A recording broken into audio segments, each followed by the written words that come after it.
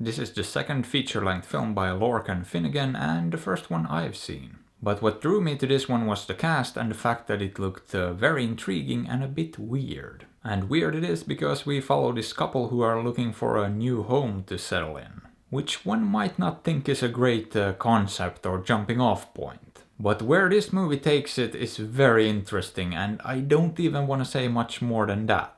But I'll give you this much, it essentially gives the idea of being trapped in a suburban nightmare a whole new meaning. Because what this turns out to be is some sort of pseudo-dystopian sci-fi horror thing. And a very minimalist one, and a really good one at that. This one is kinda special. And I liked it from the word go because it opens up with this cuckoo bird in its nest. With this very ominous music, and I think that set the tone for what was to come perfectly. I mean, that was truly a stroke of brilliance. And then we're introduced to the two main characters played by Imogen Poots and Jesse Eisenberg. And I immediately liked them too, they just had this effortless charm to them and a great chemistry too. So it was off to a very good start and I was beginning to love where it was going. But all of that was just a little bit of an introduction, and then we get to the rest of the actual movie, where things start getting weird and it decides to throw all realism out the window. And it goes for a much more out there and fantastical sorta approach,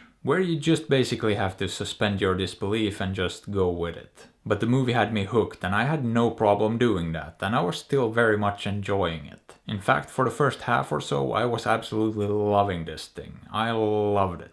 It just took a very basic and simple premise like the platform and just went with it. And it gets weird, but in a very good way, and I loved everything about it. Because it could also be profoundly funny when it wanted to, and emotionally gripping when it wanted to as well. And part of what made it so great were absolutely the performances. Because Jesse Eisenberg was really good in this, but Imogen Poots was phenomenal. I mean, the range and nuance and the subtlety in their performances were perfect. They nailed it, and Imogen Poots was given a bit more to work with, and she ran with it. But I loved Jesse Eisenberg too, even though he was given a more toned down role. But it fit him, and at least twice he made me laugh so hard by just stating something in a very matter-of-fact way. So yeah, he wasn't bad either, nor was the third actor that I'm not gonna give any details about. But let's just say he was extraordinarily creepy and very, very well cast. And the thing they did with the overdubbing of his voice or pitch shifting or whatever they did was great. Another stroke of genius. So I was loving it, but then the thing I said I was worried about would happen to the platform started to happen here. And it's an issue I've seen so many times when you have very simple and minimalist movies like this. There's a good chance you might start running out of ideas and running out of steam.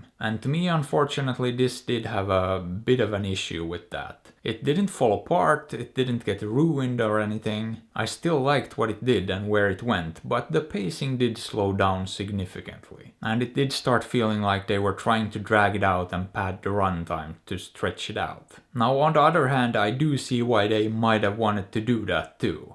It's probably not without its reasons. Because after all, this is a very obvious metaphor for being trapped in suburbia and everything that comes with it. The angst and the fear of that being the rest of your life and you'll never make it out. And dragging that portion out and making it clear how dull and mundane daily life can be was most likely the point.